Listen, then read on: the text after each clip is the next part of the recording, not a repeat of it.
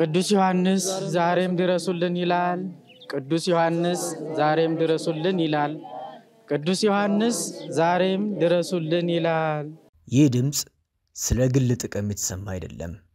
ይህ ድምጽ በህብረት የተሰማው ቤታቸውን፣ ትዳራቸውን፣ ኑሯቸውን የተዉ አባቶች፣ እናቶች፣ ህፃናት ከእናት በላይ እናት የሆነቻቸውን ቤተክርስቲያንን ስለማዳን የተሰማ የተጮኸ ነው።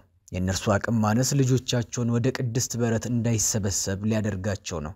የነርሱ አቅም ማጣት ሲያዝኑ ሲተክዙ መጽናኛ ያሏት እናታቸውን በፈለጉት ሰዓት እንዲያጡ ሊያደርግ ነው።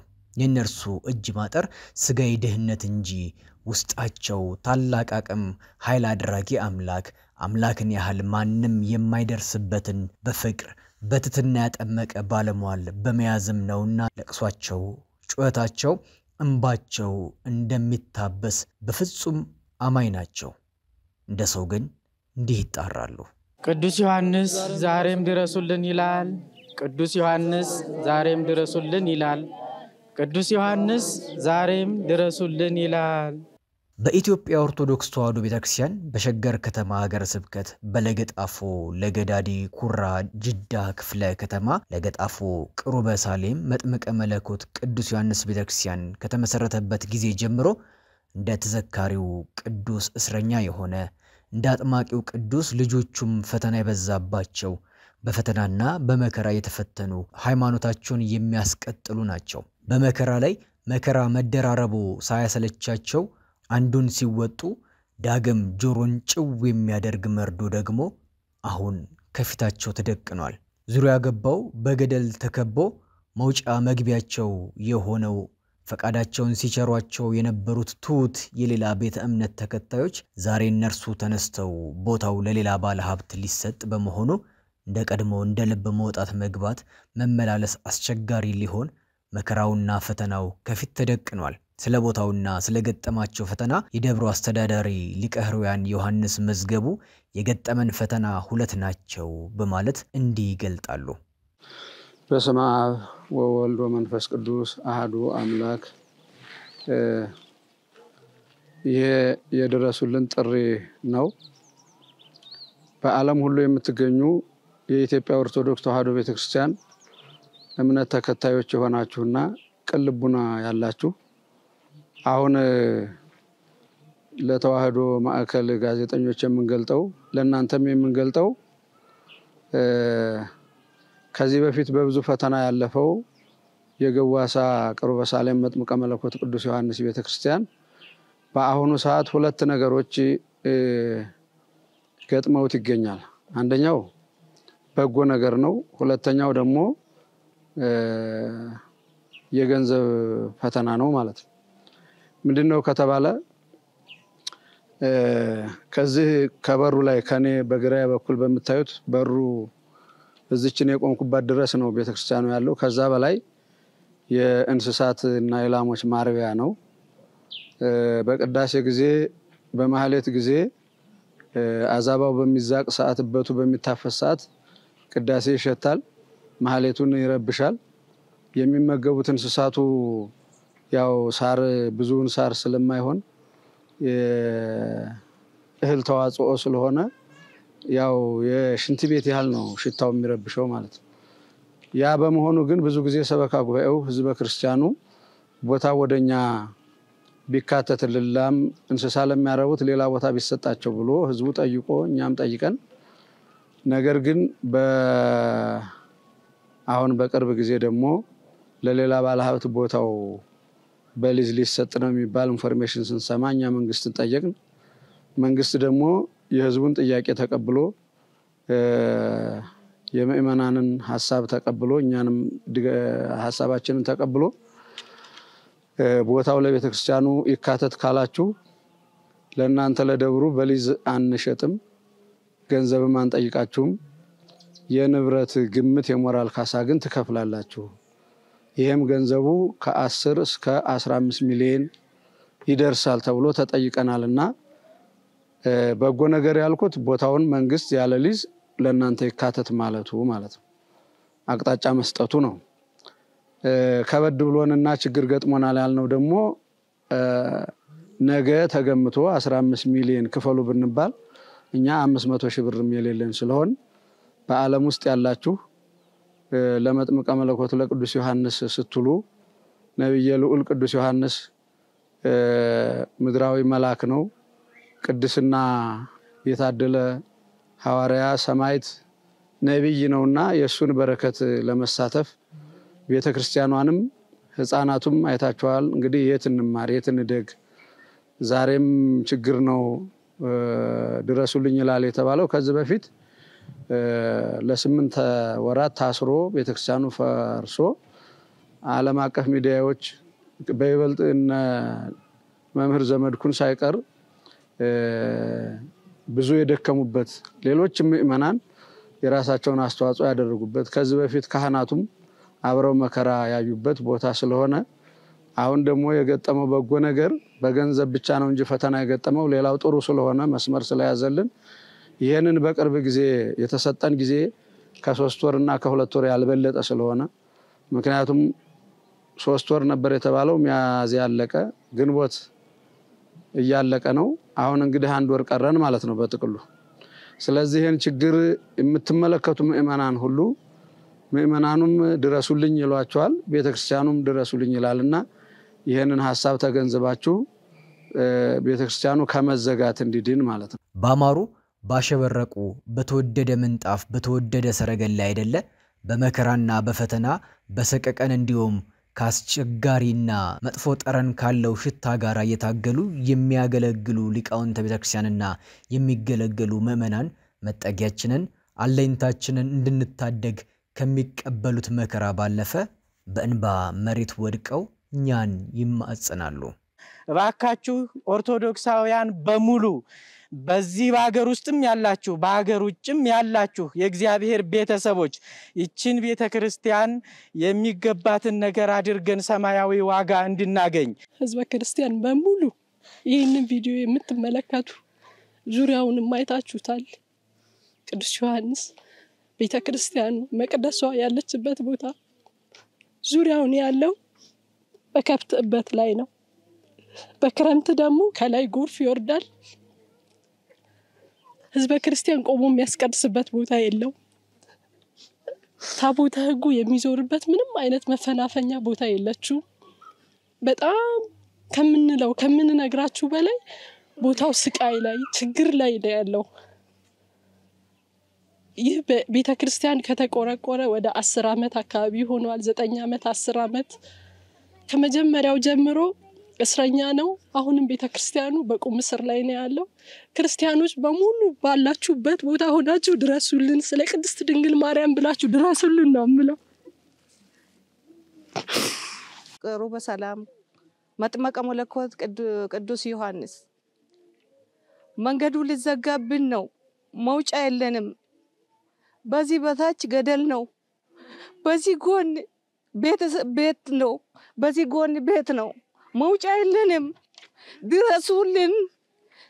እምነት ያላችሁ ኦርቶዶክስ የሆናችሁ እምነት ተከታይ እውነቱም ለእግዚአብሔር ቆማችሁ ከሆነ ድረሱልን። በውጭም በውስጥም ያላችሁት እጃችሁን ዘርጉልን። መውጫ የለንም። ድሮም እስረኛ ነው፣ አሁን ደግሞ የቁም እስረኛ ሆነብን። መውጫ የለውም። ዮሐንስ ድረሱልን። በዓለም ዙሪያ የምትገኙ ኦርቶዶክሳውያን በሙሉ ይሄ ጥሪ የሚደርሳችሁ ኦርቶዶክሳውያን በሙሉ የመጣብን ጉዳይ የሃይማኖት ጉዳይ ነው፣ የእምነታችን ጉዳይ ነውና በለገጣፉ ቅሩበ ሳሌም መጥምቀ መለኮት ቅዱስ ዮሐንስ የሚገኘው ለ9 ዓመታት ልዩ ልዩ ፈተናዎችን ሲያስተናግድ የነበረው ቤተክርስቲያን እስከዛሬ ከደረሰበት ፈተና በእጅጉ የሚልቅ መውጫ ያጣበት ሁኔታ ላይ ነው ያለውና እጅግ በጣም ከባድ ሁኔታ ላይ ነው ያለነው። ቤተ መቅደሱ ቤተልሔሙ ከከብቶቹ ማደሪያ ከሚጸዳዱበት ቤት ጋር ተያይዞ ያለነውና በጣም አሳሳቢ ሁኔታ ላይ ነው ያለነው። ለ9 ዓመት እዚሁ አካባቢ ላይ ኖርኩኝ ነኝ። እዚሁ ደብረ ነው ያደኩት። ነገር ግን በዚህ 9 ዓመት ሙሉ መጥምቁ ምድር ላይ በነበረበት ጊዜ ሲያስተናግድ የነበረው ፈተና እዚህም ድጋሚ እየተደገመ ነውና እኛ ኦርቶዶክሳውያን ከተጋገዝን ይሄንን ችግር እናልፈዋለንና እባካችሁ ይሄንን ድምጽ የምትሰሙ የተዋህዶ ልጆች የምትችሉ በገንዘባችሁ የማትችሉ በጸሎታችሁ እድሉ ያላችሁ ደግሞ ይሄንን ቪዲዮ በማሰራጨት ለዓለም እንድታዳርሱልን በመጥምቀ መለኮት ቅዱስ ዮሐንስ ስም እንጠይቃለን። እባካችሁ እርዱን ድረሱልን። በጎ ዕድልና ፈተና የተጋረጠበት ደብር ምእመናን ተባብረው በመንግስት የተሰጠውን በጎ ዕድል በአንድነት መመለስ የምንችል መሆናቸውን የደብሩ አስተዳዳሪ ሲገልጡ እንዲህ ይላሉ። አሁን ከበፊቱ አንፃር በብዙ በጎ ዕድል ያለው ነገር ግን ብዙ በጎ ዕድልን በትክክል ካልተጠቀምንበት በቀሩት ጥቂት ቀናት የልጅነታችንን ካልተወጣን ከበጎ ይልቅ ፈተናው ይበልጥና ከአቅም በላይ ፈተና ውስጥ ሳይገባ እንታደግ ዘንድ ጥሪ ያቀርባሉ። የመጣውን ፈተና ህዝበ ክርስቲያኑን በማስተባበር እንደሚወጡት በጽኑ ያመኑት ምእመናን ዛሬም ስለ መጥምቀ መለኮት ቅዱስ ዮሐንስ አማላጅነት በምሽት ደጁ መጥተው የተደረገላቸውን ድንቅ ታምር እንዲህ መሰክራሉ። ይሄ ቤተክርስቲያን ሳይሰራ በፊት ነው ሙሉ ምርመራ አንዴ ተመረመርኩና አርሾ የጉበት በሽታ አለብሽ ሁሉንም ነገር ነፃ ሆኜ የጉበት በሽታ አለብሽ ሲባል ቀጥታ መጣሁኝና በጣም መሽቶ ነበርና ዘበኛውን ነው እባክህ ንጹህ አይደለሁም እምነት ካለ እምነት ስጠኝ እምነት ከሌለ አፈሯን እንደው ከደጇ ላይ ሰጠኝ አልኩት። እዛ መጨረሻ ላይ ቆሜ ማለት ነው። ከዛ እምነቱን ሰጠኝ። ያንን እምነት ተቀባው። በንጋታው ጠጥቼው ተቀብቼ ሄድኩኝ። ከአርሾ ወዴት ነው የተላኩት? ወደ ቤተዛታ ነው። ቤተዛታ ተመረመርኩኝ። ከ3 ቀን በኋላ ውጤት ተሰጠኝ። ውጤቴ ነፃ ነው አለ። ያን ለዶክተሩ አምጥቼ ስሰጠው በጣም ነው የደነገጠው። አገላብጦ አየ። እንዴ ያንቺ ውጤት ነው? አዎ። እንዴት እንደዚህ ሆነ ነው ያለኝ። እና የመጥምቀ መለኮት ቅዱስ ዮሐንስ ተአምር ነው። መጥቻ አለቀስኩበት። አንተ በ4 ዓመት ብቻህን አድገሃል፣ እኔም ልጆቼን በትኜ እንዲሄን ነው ብዬ ነው ስቅስቅ ብዬ አለቀስኩበት። ነፃ አደረገኝ። በጣም ሰሚ ታቦት ነው። እና አሁን በዚህ ደረጃ ሳየው በጣም ነው ውስጥ ያዘነው።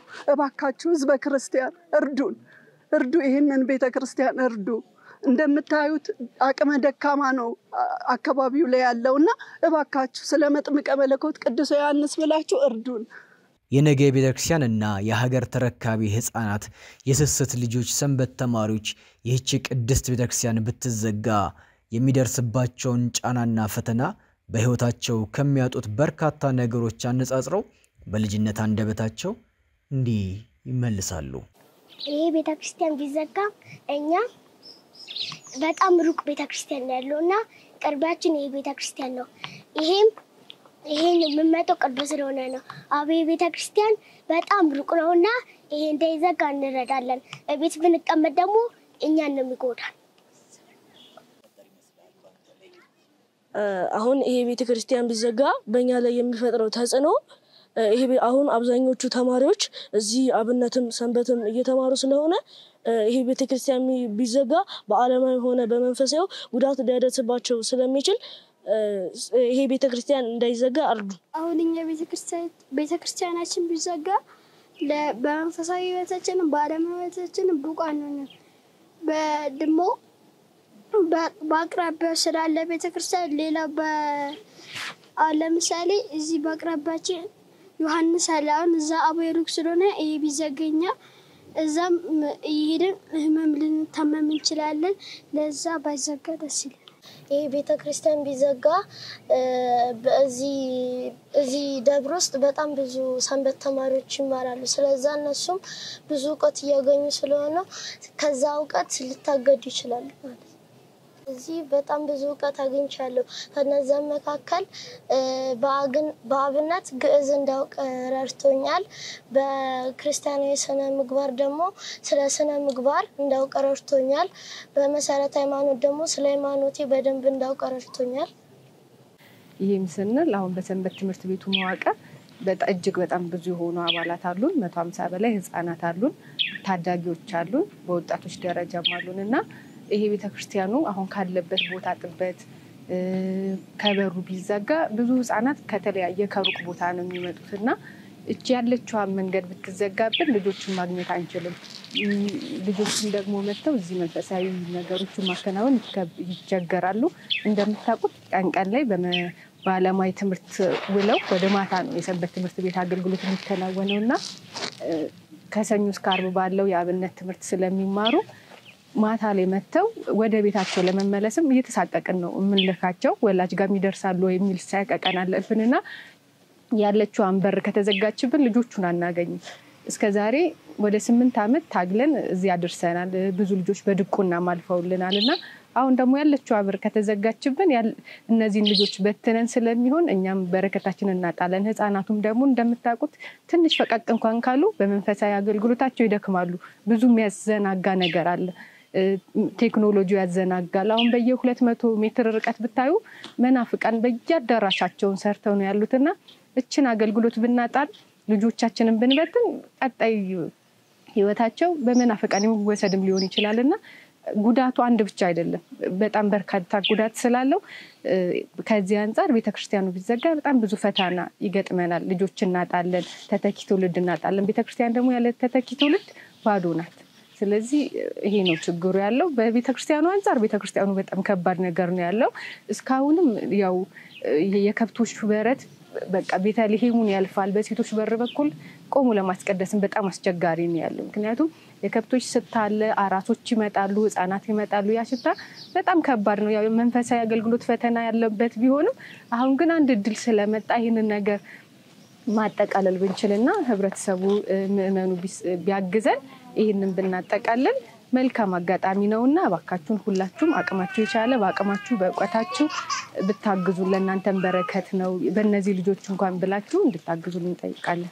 ከ150 በላይ ህፃናትና ታዳጊዎችን ያቀፈው ሰንበት ትምህርት ቤት ህልውናውን የምንታደገው ዛሬ በምንሰጠው ጥቂት ገንዘብ ነው። ይህ የምንሰጠው ገንዘብ ቤተክርስቲያኗን ከመዘጋት የሚያስቆም ብቻ ሳይሆን ነገ የሚረከቧት የዛሬ ህፃናት ነገ በሃይማኖታቸው እንዲጸኑ የሚያደርግም ነው። ከህፃናት ጀምሮ ቅድስት ቤተክርስቲያንን ማገልገል እንደሚቻል ከሚያሳዩ አዳጊ ወጣት አንዱ ነው። ከሚገጥሙ መከራና ፈተና በዘለለ እንደዚህም በስሎ ማደግ እንደሚቻል ማሳያ ነው። የቅድስት ቤተክርስቲያን መዘጋት ብዙ የተደከመበትን ዋጋ የከፈለበትን መና ማስቀረትም እንዳይሆን እርሱም ተማጽኖውን እንዲያሰማል። ምእመናን በ40 በ80 ልጅነት ሰጥታ ክርስቲያን እንድንባል ያሰኘችንንና ክርስቶስን ከልጅነታችን ያስተዋወቀችን አንዲትና ኩላዊት ቅድስት ቤተክርስቲያን ባሳወቀች እንዳላዋቂ፣ ባከመች እንደ መምተኛ፣ ባስተማረች እንደ ማህየም፣ በፈወሰች እንደ በሽተኛ፣ በሰጠች እንደ ለማኝ የኛን እጅ የምትጠብቅ መሆኗን ባሰብን ቁጥር አንድም መታደል አንድም የታሪክ ተወቃሽ ላለመሆን መፋጠን እንዳለብን ልንፋጠን ያስፈልጋል።